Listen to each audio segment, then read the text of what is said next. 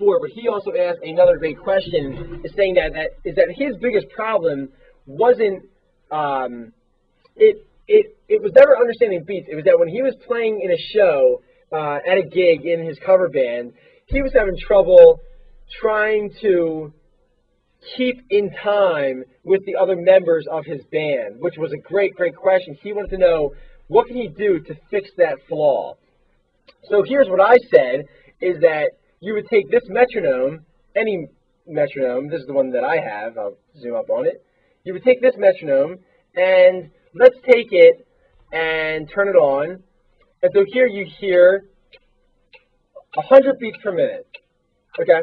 So when he's playing in a gig, any song, and he's trying to play the song at a certain tempo, let's say that the song is at like 120 beats per minute, you would take the metronome, instead of at like 90 beats per minute, take the song, and as the weeks went by, as his practice sessions, you know, maybe 10, 15, 20 minutes a day, he would practice at 100 beats per minute the first day, next day at like 105 or 110, and then his goal by the end of the week or by the end of a couple days or whatever was that he would go up to 120 beats per minute. But I said that what I do is that I would even take it further than that, because the thing is that you want the hardest level to be easy eventually.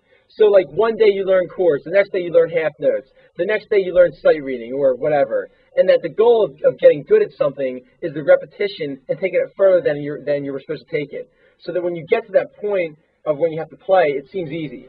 So let me just explain this further. I would take that song, and that, let's say that your goal was 120 beats per minute. I would take that metronome, and I would go up to like 140 beats per minute, and I would have that be my goal. Okay, so I would take it to 140, which is right here, and you'd have this. Boom, boom, boom. So now your drummer, instead of playing that slow tempo, is now this.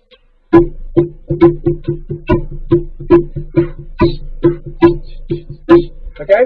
I don't make a great drummer.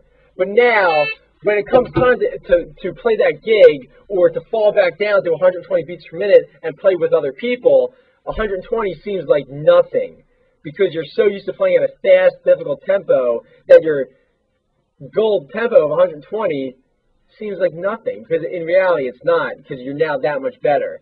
And that's it. That's a cool little trick. And this works for a lot of things, not just that, but it also works for like when you're trying to learn drills on the guitar.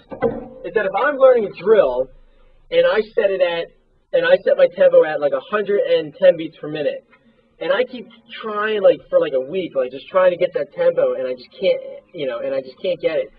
The cool trick is to take it up to like 120 or 130 beats per minute, right? Take it all the way up, or 140 beats per minute, and then fall back down to 120 or 110, whatever your goal was.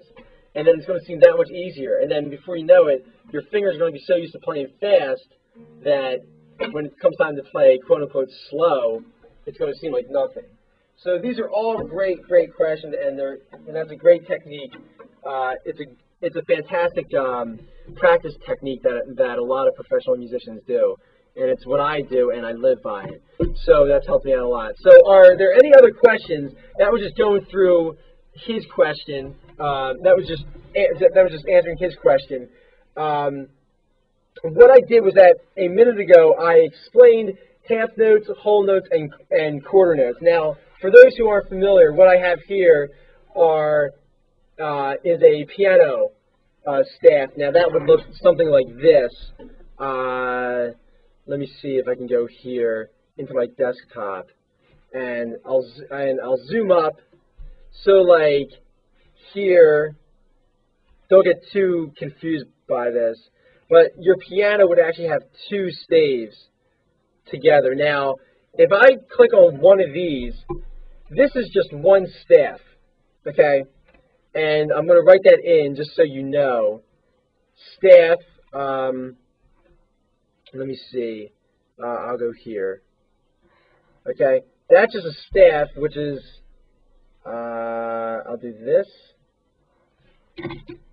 S-T-A-F-F. That's what it's called, staff. Now, if I click on two of these, it's more than one staff is referred to as a stave. So that's this, stave, S-T-A-V-E. Now, what's the difference? Well, there is no difference, just that the thing is that it's just a plural of one to the other. So that you would say one mouse, two mice. Well, the answer for this, or the equivalent, would be one staff, two staves. Okay? Let me just change this camera. I really just like that one camera. And this one's a lot better, a lot cleaner. So you would take those, and here you have treble clef, bass clef, and when you combine them with this line, this is called your measure line, your bar line, B-A-R, bar line, measure line, and when they're connected like this, that's telling you that it's one person playing, or that it's one section playing. So here you have your piano player, and this would be the right hand, this would be the left hand. So I took this further, and right here you'll see these numbers 1, 1, 2, and what that does is that's just telling you the duration of how long you hold these notes. So before, as I said earlier in the show, is that in a piece of music, when you go to sight read music, there's only two parts to sight reading. There's the pitches and there's the note duration. So let's take note duration. Whole notes, half notes, quarter notes, okay, and eighth notes. Okay, now there's your eighth notes. The way this works, and I'm going to erase this part on top, is that whole notes get 4 beats. By the way, if there's any questions, anyone, let me know, and I'll answer for you.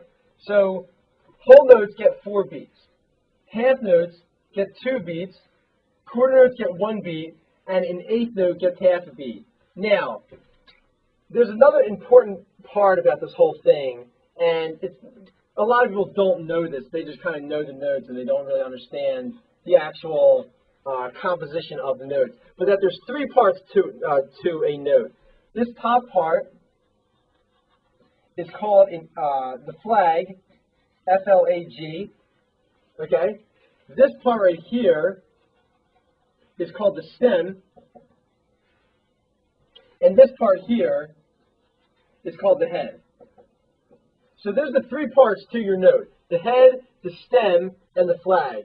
Now, it's important to mention that not every note has a stem, not every note has a flag, but every note has a head. And some heads are filled in and some heads are blank.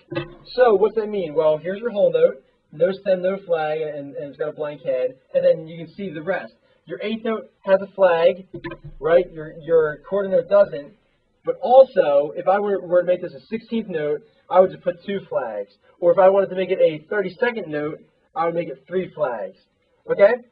So, let me go here and write this in. Here's your whole note.